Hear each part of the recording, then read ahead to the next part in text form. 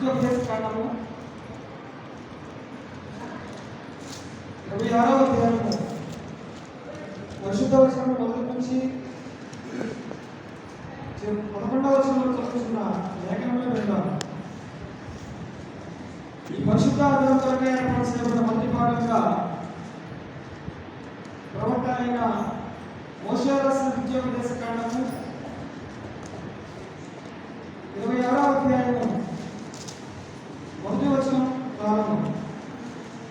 నీ దేవుడైన యెహోవా నీకు స్వాస్థ్యముగా ఇచ్చిన దేశమునకు నీవు వచ్చి దాన్ని స్వాధీనపరచుకొని దానిలో నివసించుకున్నప్పుడు నీ దేవుడైన యెహోవా నీకు ఇస్తున్న నీ భూమిలో నుండి నీవు కూర్చుకున్న భూఫలములన్నిటిలో కర్మఫలములు తీసుకొని గంపలో ఉంచి నీ దేవుడైన యెహోవా తన నామమునకు మందిరమును ఏర్పరచుకున్న స్థలములకు వెళ్ళి ఆ నిర్మలలో నుండి యాజకులకు పోయి యెహోవా మన పితరులకు ఇచ్చిన ప్రమాణం చేసిన దేశములకు నేను వచ్చి ఉన్న సంగతి నేడు నీ దేవుడైన యెహోవా సన్నిధిని ఒప్పుకొచ్చున్నానని అతనితో చెప్పబడెను.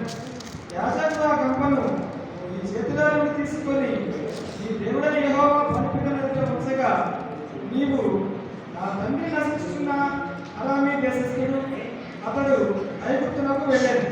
కొద్ది మందితో అక్కడికి పోయి పరవాసి అయి గొప్పదియు బలమైనదియు విస్తారమైనదియునైన జనమాయను. ఐగుప్తీయులు మనల్ని హింసపెట్టి మనల్ని బాధపరిచి మన మీద కఠిన దాస్యము మోపగా మనము మన పితరుల దేవుడైన యెహోవాకు మొరపెట్టినప్పుడు యెహోవా మన మొరను విని మన బాధను ప్రయాసమును మనకు కలిగిన హింసను చూచెను.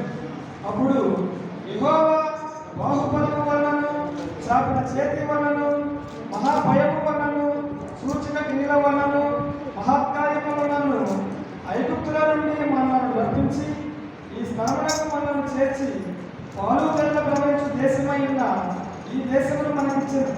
కాబట్టి యెహోవా నీవే నాకు ఇచ్చిన భూమి యొక్క ప్రథమ ఫలములను నేను తెచ్చి ఉన్నానని నీ దేవుడైన యెహోవా సన్నిధిని చెప్పి నీ దేవుడైన యెహోవా సన్నిధిని దాన్ని పెట్టి నీ దేవుడైన యెహోవా సన్నిధిని నమస్కారం చేసి నీకును నీ ఇంటి వారికి నీ దేవుడైన యెహోవా దయచేసిన వేరొకటి విషయము నీవు లేవీయులను నీ దేశంలో ఉన్న ప్రదేశాలను సంతోషపోవాలి. ఇంత మటుకు మొదటి